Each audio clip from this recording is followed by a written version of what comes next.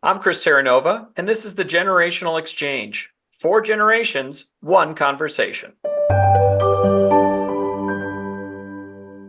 The business world is a tapestry woven from different threads. The experience of seasoned veterans, the tech-savvy energy of the younger generation, and everything in between. In this podcast, we'll unravel those threads, explore the unique perspectives from panelists in their 30s, 40s, 50s, and 60s on today's business challenges. By bringing together these unique voices, we hope to spark new ideas, bridge the generation gap, and equip listeners with a well-rounded approach to navigating the ever-evolving business landscape. All right. This is episode 8 already. Hard to believe. I'm going to welcome Woo! back our panel. Welcome back, panel. Hello. Hello. Starting, let's see, I'm going to go on my screen today. And if you're listening to the podcast, we do have a video feature too. It's always a lot of fun to watch us because we're all really good looking. But make sure you go to YouTube and look up the Generational Exchange. You can see us talking live. But starting at the top of my screen, I have Mark Russell, who represents the 60s generation, or I guess we said this last time, your 60s, I guess. How are you, sir? Good. How are you, Chris? Good. I'll Glad figure to out be how to here. say that at some point, right? Maybe at like episode 50, I'll get the patter down.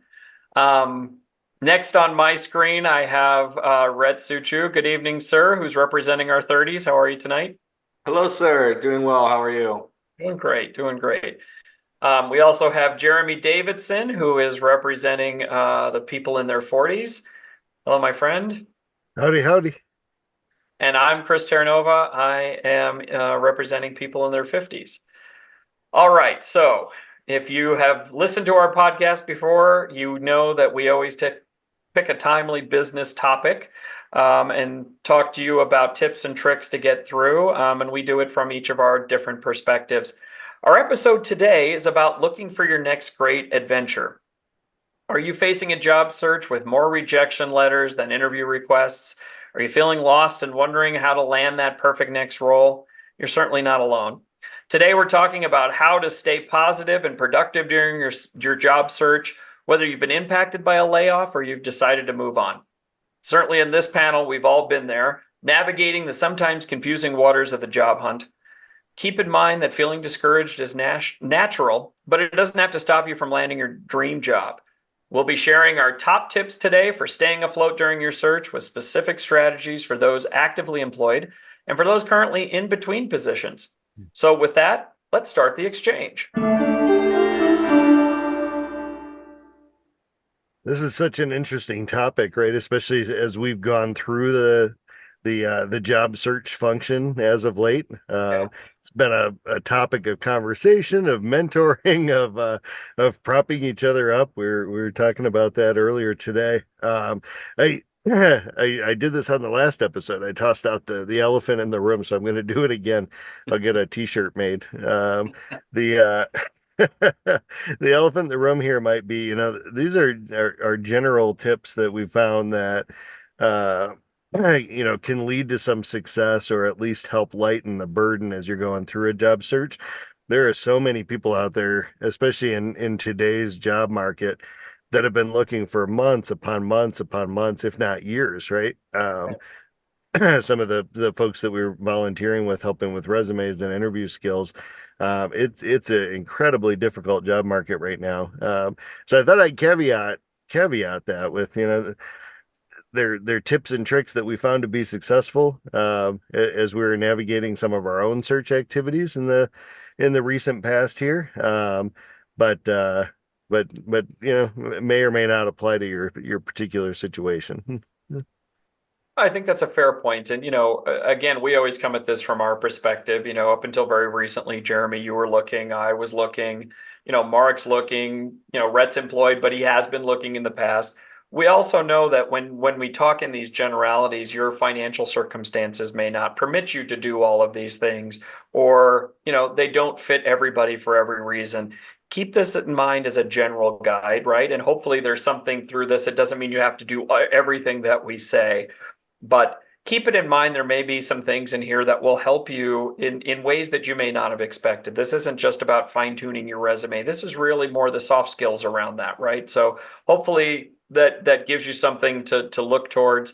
And again, to Jeremy's point, everybody's situation is different. But with that, let's talk about this, right? We came up with the 6 top things to do to remain positive and active during a job search when you're not working. When you've transitioned out of a role, I left my role, others have been riffed over time. It's a different dynamic when you're not working and you're looking, right? So we wanted to give you some tips on how to make sure you're kind of getting through this, because from where you are to where you're going can be a slog. It can be, right? So the first thing that we came up with is structure your day. Treat your job search like a full-time job. Set specific hours for application prep, for networking and interview prep. Have a routine to keep you focused and energized. I have to say, as someone who, took a bit of a sabbatical and then started actively looking a few months ago, when I built that routine, and I give full credit to my friend Jeremy Davidson, who had created a spreadsheet and was really focused on this. And Jeremy, I'll let you speak to it. But I hadn't necessarily thought of it that way. I hadn't really been in a place where I had gone kind of from role to role for a long time. And being out of the game for a while, being out of the market, it was intimidating. And it felt like I was using the shotgun approach. And kind of structuring it and focusing really helped me.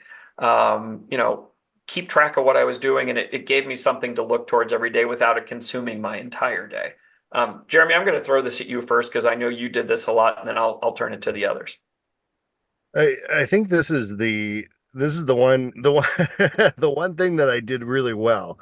As painful as the layoff was, and I'm incredibly fortunate to have a very supportive infrastructure, right? I was able to sit down with the missus and say, hey, I need to still go to the office, and I'll put that in air quotes if you're watching on YouTube, but I need to go to the office every day. I know what the market looks like, and this is going to be my job. Got more flexibility maybe than a normal 8 to 5 job, but that's the one thing I think I did really well is every day at some point, between 9 and 5, I was out. And I probably took it to the extreme. Chris, I think I ended up incorporating feedback from you back into that. Like, hey, you can't do it for 8 hours a day. You're gonna burn yourself out. And I think Mark has some touch points on that. But I will say, I think that was probably the contributing factor to the success. Ultimately with the search was that it was just every single day. It was an exercise over and over and over again. Yeah, I think that's right. Mark, can you expand on that a little bit? Yeah, I mean, to Jeremy's point, this is a full-time job, especially when you're in between jobs. So you've got to look at it as, again, that full day, but you can't, so you've got to balance it, right? You got to do your exercise. You've got to spend at least 4 hours doing a combination of the job search, the company search. You have to customize your cover letter. You have to really, in some cases, customize your resume. If I'm looking for a sales position, I'm going to be sales heavy. If I'm looking for a customer success position, I'm going to really accentuate those customer success experiences that I've had. And especially now, over the last 5-7 years, we have this whole thing called AI that is doing that resume scrubbing. So things are different. You've got to look at what are the key words in the job description and make sure you're inserting those into your resume as well, or else you're never going to get past the AI engine. That's a good point. And there's also, AI tools that can help you with that. And we're going to talk about that more in a later episode, but, use some of those tools to your advantage. Go ahead, Jeremy. I jumped in there for you. No, I was just going to ask off the cuff, how many active versions of a resume did you have? I know I have 7 that were general, and then I probably had another 15 or 20 that were customized to specific roles. I had to create a folder on my computer, and I always had latest resume as one of the folders within the folder because I would have so many versions, I would lose track of which one that I was using. So it was an ever evolving thing as I found keywords and I found I forgot that skill or I changed it, right? So it was a constant change. How about you? Oh, same. I mean, and you get advice from all 4 corners of the web, right? So I've got a 1-pager because, oh gosh, you shouldn't have a resume longer than 1 page. And I've got a 4-pager because that one was super pretty and I love that one, but it's too long. And I've got all the customized ones in between, right? That help feed into that ATS engine. And I don't know. At the end of the day, we may be able to touch on this today, but at the end of the day, there's going to be that perfect match. There's that partner out there waiting for you, and it just needs to be that one partner, right? And that resume, that cover letter, your work history, your personality, it's going to connect with that person. And you got four people on the podcast here that are rooting you on that happens sooner than later, but it will happen. And reach out to us. If you're feeling stuck, send us a note. There was a job that I reposted on LinkedIn that I must have gotten 30 or 40 people that acknowledged it. And I responded to them and just said, just kind of hang in there. And you could see that the responses I got back were very positive. So reach out to us if you're feeling like you need a little positive boost. We'll all reach out to you. Which ties in perfectly into our next point, which, gosh, it was like we planned it. Actively network, right? Reach out to former colleagues, friends in your field, industry professionals on LinkedIn. You can even attend webinars or industry events to build connections. Again, when we started the podcast, I connected with an old friend of mine that I hadn't talked to in probably 7 or 8 years, and we reconnected. And it wasn't necessarily that he could find me a job, but he led me to some different groups and some things that I hadn't thought of. It isn't always comfortable to be vulnerable and say, I don't have a job, but I'm looking. Doesn't mean you have to go hat in hand, but make sure you're connecting. Mark, I'm going to start with you on this one. I know you have a lot of experience with this. Right. Well, and again, this should be an ongoing exercise that you do regardless. It's difficult because I'm personally guilty of when I would start a new role, I was heads down and I did very little other than maybe scrolling through LinkedIn. But a stretch goal is to say, can I reach out and connect with just 2 people? And even if it's just connecting in through LinkedIn Messenger or saying, hey, do you have time for a 10-minute phone call on a late Friday afternoon or a early Thursday morning? It's a great way just to make sure, because there's nothing worse than to turn around and say, now I'm out of a job and I almost feel like I'm asking people to look for me or keep me in mind. So again, if you're keeping that network going, those are things. And again, I think it's now more commonplace to say, is there anything I can do for you? What can I do to help you from that perspective? So again, that's how I'm trying to use my networking all the time, because I am running my own business now as well. So, it's always keeping in those conversations. Partner with brg.com. Okay. Red, any thoughts on that one? Yeah, I agree with everything Mark said. I'd probably say the one other thing you could potentially do, right, is like how many of hundreds of phone contacts do you think you have in your phone, and people that you've just forgotten that you met one time or something at an event or something, right? It may be worth scrolling through there and seeing, who's that person that I met in that college course sometime or whatever. And then you go and look at their LinkedIn profile and they're in sales and you're in sales and you just happen to find a connection. Sometimes getting in the door and through those AI kind of scanners, right, can be the biggest battle. So I'd say if you're really just kind of stuck to like, but I don't have a network. Well, you probably talk to people, I would assume. Try looking through your contacts and maybe just looking them up. See if they have anything in common with you professionally, and then just reach out. Oh, it's a good point. And we're talking about LinkedIn because it's something that we're familiar with, but there's, Snapchat, TikTok, Instagram. There's so many ways to connect with people, and keeping those connections and utilizing them. You'd be surprised at how many people you know. Jeremy, any thoughts on this one? Heck yeah, I want in on this one. I'll be quiet for the next couple if I overtalk. This one gets me really pumped up, and it feeds into the last one. So I hit the ground running. I'm spending 8 hours a day kicking out resumes and cover letters, and I'm going cross-eyed, and I start to feel that burnout, right?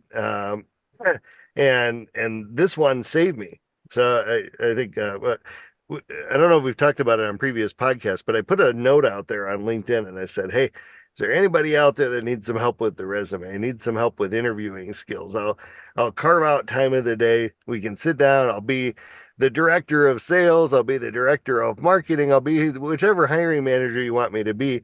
So I can put on those hats, right? I mean, I've sat in the leadership room with them, and I know what they're generally looking for, and whether or not a candidate can articulate their value proposition effectively on an interview call. And oh my gosh, it was so much fun. I had probably 3 dozen people reach out to me on the interviewing one, probably times two that on folks looking for some help with their resume or just some general feedback. It was mostly in the customer success area, but it broke up my day. It was no all of a sudden it wasn't 8 hours of just, oh, I got to tailor the keywords on my resume for this one again. I just did that. It was interacting, it was talking with folks, it was hearing their stories. And it wasn't completely altruistic. Right now, sitting in the head of CX chair of my new position, I've got a network of folks that I've talked to that I know can do X, Y, and Z, should an opportunity pop up. And I can vouch for them when I see openings on LinkedIn, right? Like, hey, I talked to Marcellus, and he was phenomenal. He'd be perfect for this role. Right. I feel a little bit more comfortable putting myself out there and recommending folks because I've talked to them. But the other plug I'll put in there is professional groups. If you've got a PMP affiliation, for those project managers out there that might be watching, go to your local chapter. We found an awesome one as of late. Thomas Knoll started up a group called Self-Healing Leaders, and I joined that. And I recently landed a job. I don't really need to network anymore, but I'll tell you what, my lesson learned here was keep those networks alive and active, right? Mark, I think you touched on that.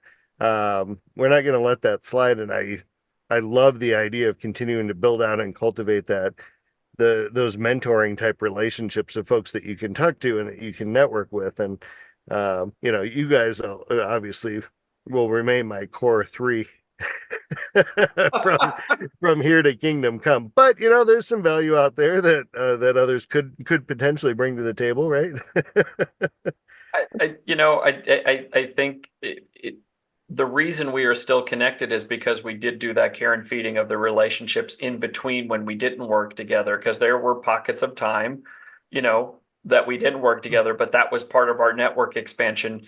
You met, I'll give a shout out to my buddy Clint. You met my buddy Clint because you guys connected because we were talking about it, right? And that started a whole conversation, and you guys got some good feedback. So there's all kinds of things like that you can do. Rhett, I don't know if you have anything to add to that. I didn't want to cut you off on that as well. No, I think you guys hit all the points there. Okay. So I'll just add one more. Go to your please, Mark. alumni association, either in your undergrad or graduate. Good one.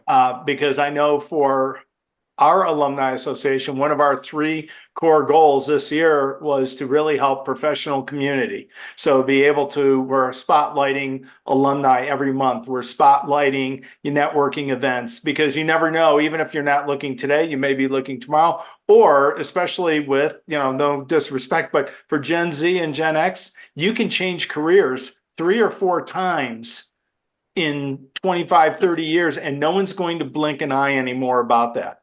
Right. Versus back in my day, quote, if I was in technology sales, which I was, I couldn't even get a sniff in pharmaceuticals because I didn't have that pharmaceutical experience. So I think, again, leveraging a variety of different things really is helpful.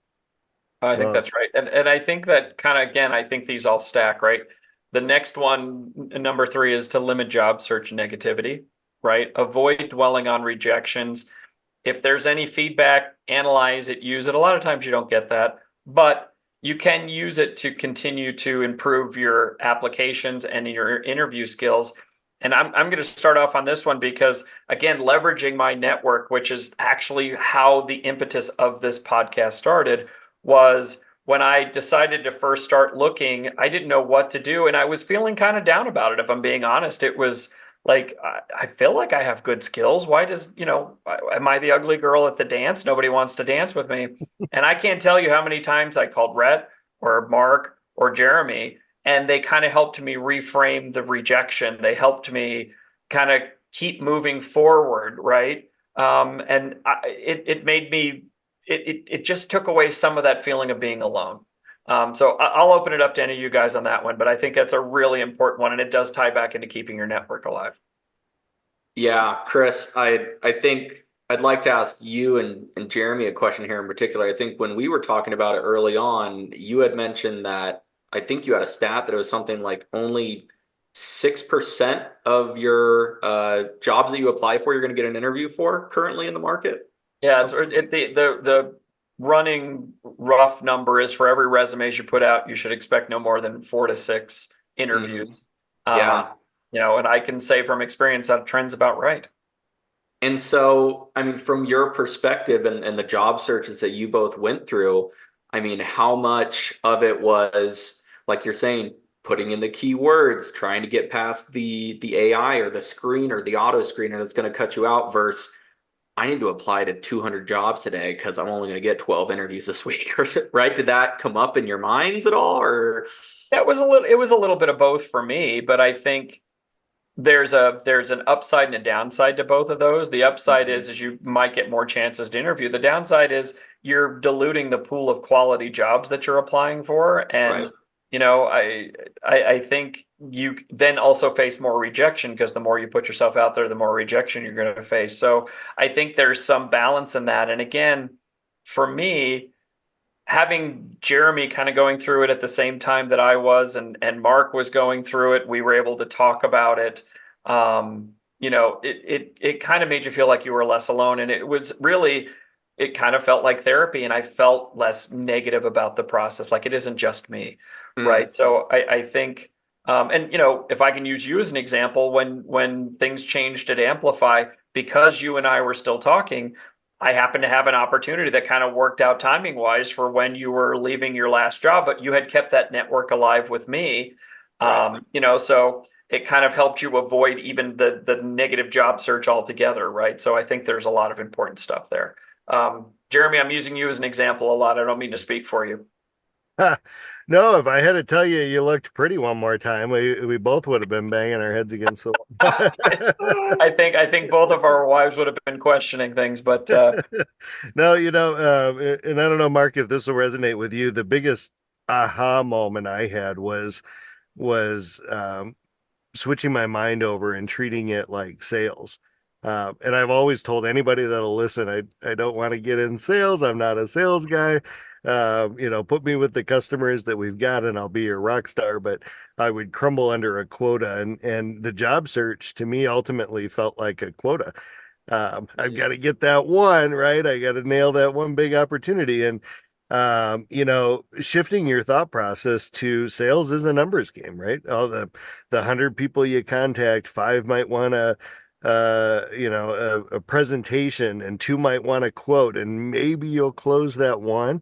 And focusing on the value proposition, right? So kind of that full circle of sales, right? And you're the product. So what's your value proposition? Right.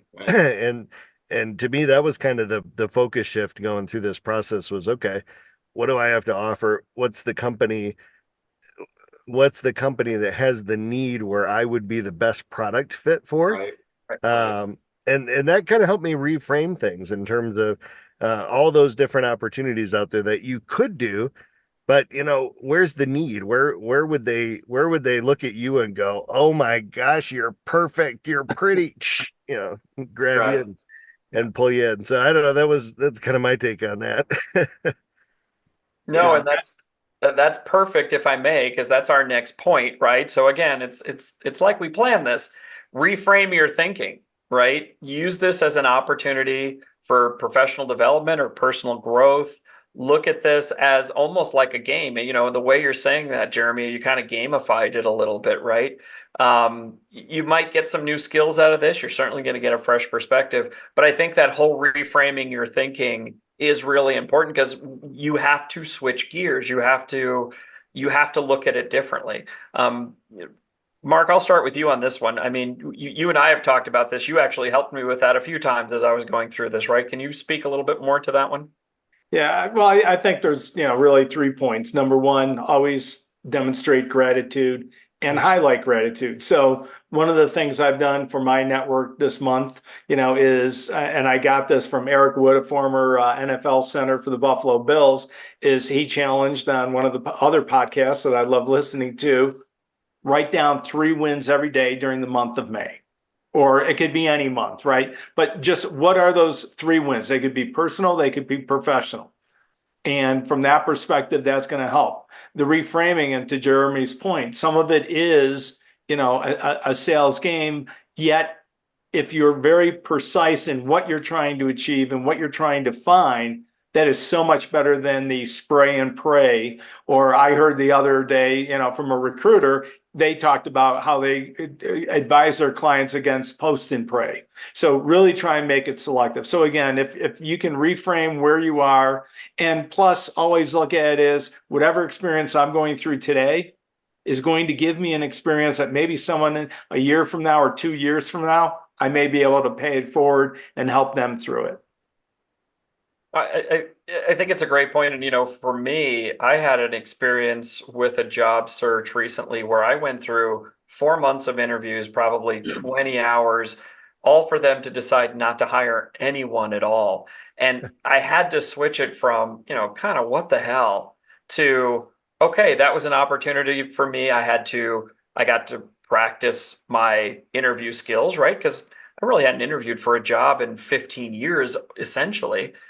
I got to rethink how to do that. I got to put presentations together. I looked at it as a learning opportunity rather than a waste of time because it was frustrating. I'm not going to pretend it wasn't frustrating. What's that Broadway show? I love you. You're perfect. Now change. It felt a little bit like that. Like, you're everything we needed, but we decided we don't want you. And I had to get past that a little bit, right? But I did learn something in the process, but I did have to reframe how I approached it. Red, I don't know if you have any thoughts on that one. No, I think you guys. You're out. I'm out. All right. No, but so Mark, you touched on this briefly. It leads into our next point, right? Which is practice gratitude and focus on self-improvement. I think one of the things that my wife got me was she got me a gratitude journal, which I am not a journaler. It's just not, I'm a very logical Rubik's Cube kind of thinker. But even just getting up every morning and trying to think of that one thing, you just had to write down one thing that you were grateful for, right? And you focus on that a little bit, whether it's you've got kids or a dog or whatever it is, the sun is shining, you're not just focused on that job search. Is there an online course you can take to do some self-improvement? Are there new skills you can pick up? Again, going back to LinkedIn, there's a whole section called free online courses that you can take, and you can even get certificates. They don't cost anything, right? So looking at that, practicing gratitude, focusing on self-improvement, right? That can really help you. Red, I'm going to start with you on this one. Yeah, I think to that point, with all of this, and Mark mentioned it earlier, we now have the potential to possibly switch what job market you're in, right? So losing your job is a huge hit, emotionally, financially, physically, emotionally, right? It impacts you in so many different ways, but it can also be an opportunity to reflect on what you have been doing, right? Let's say you've been in the same industry for 15 years. And for the last 5 of it, it's just been a dog. Like you have not enjoyed it. You really struggled with it. Maybe this is a time to look at, is there someplace else I can utilize all the skills that I've learned and gained? Like you said, is there a course, a quick pickup course that I can do? I have so many friends who pivoted from roles and went into coding, for example, and there's like a 6-month boot camp program that you can go in, right? And as long as you've prepared financially to be okay for that long, right? Maybe you do some part-time gigs or something on the side to be able to afford it. Like it's changed their lives. And so I would say another potential avenue here is think of the opportunity to really improve from where you were even at or changing. It's a great point. Jeremy, any thoughts on that one? No, I like that, and I kind of chuckled because during that job search period, I started an S corp. Chris, Right. what'd you start, like 4 businesses? I started a couple. I did start a couple. And that's very low cost, right? But it gave me something to focus on besides just the grind of, either silence or rejection letters or finding those jobs, right? It did give us something else. It did give me something else to do, and I learned some skills along the way. And we started this podcast, right? And I had to learn how to edit. And listen, for those of you who are watching, it's probably not the highest quality, but I'm learning, right? It's a learning process. We have to learn how to post podcasts and look at analytics and how do we get people to pay attention. And, and thank you to everybody who listens, because our viewership grows every week and our listenership grows. But it gave me something else to do, and I learned a new skill that I can transfer to another job, right? So I think there is opportunity there. Like Jeremy said, instead of just sitting in front of the computer 8 hours grinding, find some other things that you can do to focus on that you can find some grace and gratitude. Okay, let's move on to our last point before we move on to what to do when you do have a role and you're looking. This is an interesting one, and I can speak again to this one from experience, is take a lower skill role while you're looking, right? While you search for that dream job or replacement one, a lower skill position could provide you some financial stability, can keep your skills sharp, give you something else to focus on while you're looking. And again, I'm going to use myself as an example. This was a long time ago, right? But I had 2 kids and a wife, and I owned my own business, and I kind of was given the choice of owning my business or having a family. So I chose having a family. But what was I going to do in the meantime? And I had to go look for a new career. And it took a little time. In between, I ended up working at Eddie Bauer at the mall, folding t-shirts. And I did that like 20 hours a week. The money was not going to make or break us in a way, but I felt like I was doing something that brought some income into the family. I was contributing. I met some new people. Didn't necessarily put it on my resume, hey, expert t-shirt folder, but it gave me something that I could go to every day. I got in my car and got out of my house and went to this job. And there was no shame in that. I saw people that were neighbors and friends, and I decided to fold t-shirts, right? I don't give a damn what anybody thinks. Don't be afraid. Don't let your ego get in the way of, either finding a way to supplement your income, or, give yourself something to do if you're in a financial position where you can. It's more the doing, I'll open it up to the panel if anybody has any thoughts on that one. No, I think it's probably important to call it, if you're listening and you've not found yourself in a layoff situation or a termination situation, where you're looking and you don't currently have a job, unemployment doesn't pay a lot, even if you're eligible for it. Be prepared. Hopefully folks are seeing the current job market, and even if you feel relatively secure in your current role, hopefully you're preparing a little bit of a nest egg or a little bit of a safety net there. But that's hard. Gosh, what, groceries are up 25%, gas is up 25%, rent's up 35%. It's super hard. And Chris, I loved your sentiment. I can't echo it enough. There's no shame. I had a mark on my calendar where I was going to go march my butt up to Cabela's because I love Cabela's, so why not work there?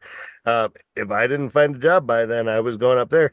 There's no shame in that, right? Whether you have a family, whether you're single, whether you're supporting folks, whether you're not, there's no shame in rolling up your sleeves and doing something. Maybe it's not a VP job, but it's a job, right? And I think the other aspect of that you were trying to get at is there's a mental health element to, you're getting up, you're showering, you look nice, you go to a place, you earn a paycheck, and you come home.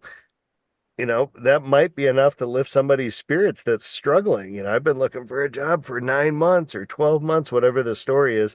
Maybe that little exercise every day or every other day is enough to lift that person's spirit enough to keep them going on that job search, to find that, that one perfect one that's sitting out there for them. Right. That's a great point. And Mark, Brett? Well, I was going to say, building off of that, and Jeremy alluded to this earlier, about, quote, selling yourself, right? Daniel Pink, the author, will say everyone sells. That said, also look at where are those companies that you really want to be a part of. And from a personal experience, I had a gentleman that really wanted to work for our company, and he convinced me. And and at the end, it was like, I am sorry, you were just like 2 or 3 levels above this entry level associate account executive role. But he convinced me that no, I want to be part of not only your company, but especially your team, having gone through the interview process. And so, from that perspective, it was one of the best hires I made, even though all my hires are like my children. I love them all equally. But this was truly a lesson in perseverance and really selling themselves as to why they wanted to be, part of that.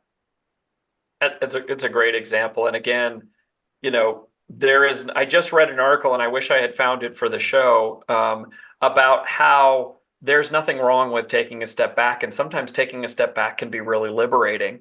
We've all had to do that in our careers.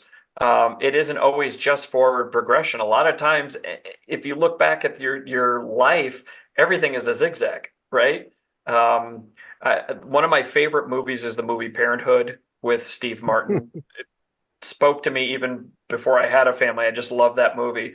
But there's a scene where they've had a really dramatic issue, and the grandma's just sitting at the table, and she said, life is like a roller coaster. Sometimes it goes up, sometimes it goes down. Some people like the merry-go-round. It just goes round and around. There's nothing there. I'll stick with the roller coaster because you get something out of it. And that always stuck with me. Just like life, sometimes working is a roller coaster, and you've got to be okay with sometimes going down to go back up, and that up may be even higher than you expected, right? So don't be afraid of that. All right, any other thoughts on that before we move on to what to do when you are looking and you have a job? Only other thing I'd probably add to that is working for a company potentially gives you an opportunity to apply for roles that are higher up and such. There are companies that have different protocols for internal employees applying versus external, right? And so it could even be a foot in the door if you do end up looking at that company. Just as an aside. A great point. Once you get in, there's other opportunities. I actually have a dear friend of mine that had been out of work. He was, again, vulnerable and willing to take a entry level position at our previous company. He was actually a contractor, worked at one of our departments as an hourly employee. About 3 months after he started, a position opened up on the sales enablement team. He took that job, and now I think it's going on 4 years. He's now been promoted a few times. He's now a lead. He's a senior person. He's making a very good income. He's got a 401k, but he was willing to take that risk and get his foot in the door, similar to the example that Mark gave. So great point. All right, so we've talked about some things to do when you're between roles. What do you do when you're looking for a job when you already have one, right? That sounds simple, but that can also be a bit soul crushing too if you don't do a few things to kind of keep yourself in check. So we're going to talk about the top 3 things you can do to kind of remain positive and productive while you're looking for a new job when you already have one. So wait, go. There's an elephant in this room too. Oh my gosh, so many elephants. If you haven't taken a peek at the current job market today, don't put yourself in a position where you start looking for a job when you're employed and you find yourself out in the job market for real. It's tough out there right now. It's an employer centric job market right now. It is not a job seeker job market.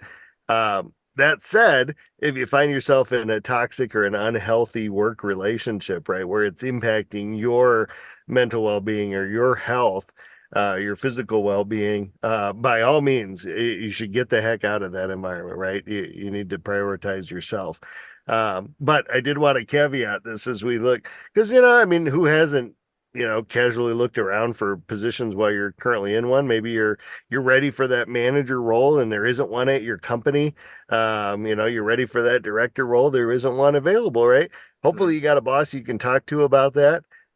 If you don't, you might have to be searching on the side. But I wanted to call out, if you haven't been paying attention to the job market lately, look at it first, because it's tough. It's a tough one right now.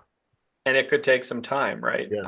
And you can get just as much rejection handing out a handful of resumes while you're employed, right? But if you're in a role that you're not happy with, you have to kind of follow some of these techniques, and it could take a little while, given that There, especially in the tech sector in a few places like that, there's a lot of competition. So I think keeping yourself positive and productive is important. So let's talk about that now that we've passed all of our elephants. The first one is, schedule strategic job search time, similar to what we were talking about before. Carve out some dedicated time. If you've made the decision to look for another role, whether it's within your company or more likely outside of your company, setting up that time is really crucial. Again, it can't be shotgun. It can't be half-assed, for lack of a better word. You need to block off specific hours, either in the morning or the evening, or maybe on a lunch break, where you're updating your resume, you're doing application submissions, and you're targeting your network, right? You can do this with some stealth, but having a focused approach does give you some consistency, and it ties back to what we talked about before. I'll open it up to the panel. Rhett, Mark, any thoughts on that? Jeremy? Yeah, I'd say the most important part here, or not most important part, but as far as like when you're thinking about a job search, is why are you searching for a job search, right? Try to make sure that you're looking at, is it the culture that you don't like? Is it the pay? Sometimes, obviously, finances are a huge thing and one of the primary things, but you're probably always going to be looking to get paid more for something. So try to look at some of the other potential issues that are causing you to dislike your current position, and try to zone in on those when you're looking for new companies. Use Glassdoor and these other places where if your company culture isn't great, find the companies where their employees are like, hey, I took a pay cut to go to this company because it's amazing. Like, I love it. They're all about the goal of the company, and we, deliver education or whatever it is. So I'd say that's one of the more important things. That's a great point. Mark, Jeremy, any more on that one? I like Just make sure you're doing your homework. And there's so many tools to be able to do that these days, right? Yep. You can always be looking in LinkedIn saying, who do I know that is already there? And then get the story behind the story, from that perspective. But you need to be committed. And it's almost as if you're taking a part-time job. You can't do it as your full-time job, but you've got to be dedicated to say, okay, how am I going to make sure I do the research? I have the updated resumes, but yet you also have to be, weary of, is someone going to say something or is someone going to see something? And that's why it was always interesting when you'd see people walk into a conference room and close the door. And it's like, it doesn't seem like they have a customer meeting on their schedule. I wonder what's going on there. So you have to use that discretion. 100%. I remember at our last company, we had these like little telephone booths, and you could literally, there were a couple of times where people were caught doing interviews because you could hear right through the wall. So, always kind of know your environment, be aware. All right, let's move on to the next one is practice interview techniques, right? Again, I'm going to use myself as an example. I hadn't interviewed in a really long time, and preparing for interview questions, prepare for those things. Again, during breaks, be cautious if you work in an office and they've got thin walls, but practice, right? Rehearse. It's silly as it sounds. Rehearse, record yourself. You really do get more comfortable with it the more you do it. And again, Mark, I know you've got some thoughts on this, but something you taught me after you came and started working with me in our last organization was I was always on video calls all day long. And apparently I always made faces. Like if I wasn't happy with something, I was always scowling, or I had an eyebrow. I just did it just now. I had an eyebrow raised, or I would pout. And you told me to start watching myself on the screen. And I did. I would pin my picture to the screen and watch what I was doing when I wasn't talking, because if I was on a call, and we had some difficult calls during that time, I had to watch my face so that I wasn't making faces. And that really helped me for when I started doing video interviews. Was I was much more comfortable on camera. I was making fewer faces, right? I wasn't smiling so big that, my teeth were touching my ears because it looked disingenuous. Practicing is really important on that. And Mark, I'll toss it to you on that one. Yeah. Well, we all know practice makes perfect. And, making a first impression is always very, very important. I've just joined a larger professional networking group, and in our orientation, they spoke about, make sure that you're natural in what you're saying. However, introduce yourself up front in your little 30-second, elevator pitch, and then reintroduce yourself or say who you were, because a lot of times people may not hear, especially if you're presenting to a large group, oh, what was their name again? But when you say, yes, I'm Mark Russell, I'm part of Denver 3, now all of a sudden at the end, they're jotting that down. So again, it's just, practice will make perfect, and you'll get comfortable with it. And I'll turn it over to Jeremy, because he was doing phenomenal work in this area, leading up to his new adventure now. Yeah, thanks, Mark. I enjoy it. You know what? I think one of my most favorite activities in a leadership role is the opportunity to bring new folks onto the team, or promote from within. Brad, at some point we're gonna have to share the internal promotion process we came up with within Oh our team man, when there was an opportunity available, because it was cool. wasn't that thing cool? Oh, it's great. I mean, it was a fair and true test, and man, by the end of that interview process, we had the best person by far for the role. It was, yeah, we should, because we built that sucker out. That was great. Bring Such a tease. It sounds like a future episode. That's right. We'll bring Maddie on as a guest. Exactly. The Exactly. you know I had so much fun with this particular technique, and I love the idea of practicing, right? Because and maybe this is where you leverage mentors, because we weren't practicing interviewing skills necessarily, Chris, but we had a lot of back and forth conversations about companies going into interviews. What are their needs? What are their look Right. fors? What are they doing? And I know both of us went into a lot of those having, researched the person that we're interviewing with, their teams, the company, how well they're doing. Um, but I think what a lot of folks, just in my time practicing with them, forget is their personality. It's Mm, really easy to kind of squeeze up and be nervous and be anticipating that next question, and the personality doesn't come through, who that person is. And at the end of the day, as a hiring manager, I'm hiring the person, not the super nervous person that's on my interview. I'm hiring that person, right? And Right. and that's who I want to meet during the interview process. So we did spend a decent amount of time, just kind of chuckling and laughing, and hey, let's relax, let's shake it out, because somebody asks you, what are you good at? You can talk to it. But if somebody's sitting in a suit and tie on the other side of the Zoom meeting says, tell me your strengths, you freeze up, right? Um, Unless Mark you're can tell Mark. you, I know that answer. and all of ours too. Uh, so I just kind of that's the one thing I think practice will help you do, is help your personality shine through. Mm, Most people are hiring on attitude and aptitude and enthusiasm and willingness to jump in and tackle the job at hand, right? You're probably competing against a dozen or 1,000 people that have your same skill set. Right. They right. want to know who you are. And I think the practicing, whether it's a mentor, a friend, a stranger that happened to post come meet up with me. Come I'll help you practice with interview. me. Yeah. I think that's a great idea.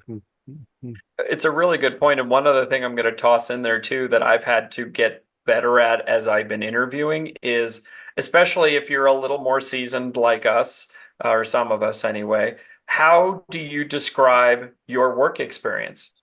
Tell me about yourself. Tell me what you did. You've got 25 years of experience. You've got a 3-page resume.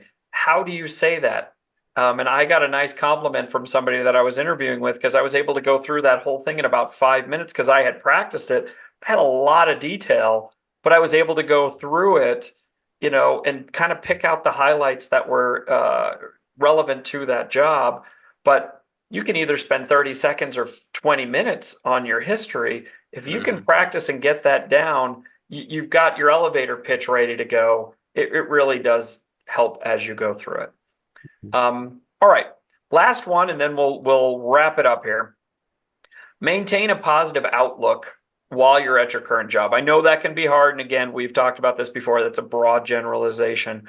But while you're looking for your new position, it's important to stay engaged and professional at your current role, right? As Jeremy said, the market's tough out there. You have a job, like you've got to stay with it. make sure you're still delivering that high quality work, because one, you can speak to it in your new jobs, and you're not burning any bridges at your current one, right? Keeping that positive attitude also helps with all the other things that we talked about as you're going through that job search. Red, I'm going to start with you on this one. Any thoughts? Yeah, I mean this is critical, right? You still have to perform your current job, right? And hopefully you love most of it, right? If not all of it. If you're looking for another job, obviously there's a part of it maybe that you're looking to improve. But keep in mind also that the people that you're working with, or your supervisor, or someone like this, may be your reference that Right. you're using, right? Maybe not now, but maybe down the line when maybe you switch industries or something, but then you go back to that industry and they're like, we want to talk to the person that was your boss when you were in education. If you burn that bridge or started having a bad attitude or anything like that, it's going to be really tough, right? Because um, a bad rep from someone can really just destroy your potential to get a position, regardless of if you're the best. So I think this is really important to continue to do your best work, even if you're not entirely satisfied with it. There's an old saying that says, be careful the toes you step on today. They could be attached to the ass you have to kiss tomorrow, right? So just keep that in mind as you're going through this. Um, Before we wrap it up, any other thoughts? Anybody wants to jump in? And let me just say this too. I know Jeremy and I are probably taking the lion's share of the conversation on this one. And that's only because we've been recently experiencing it. It's not that we don't want to hear from Rhett or, have Mark jumping in, but Jeremy and I have literally been living this. So I don't want it to feel like we're marginalizing, our other folks on the call. So just wanted to throw that out there. Anybody else have anything else to toss out here before we dive towards the summary?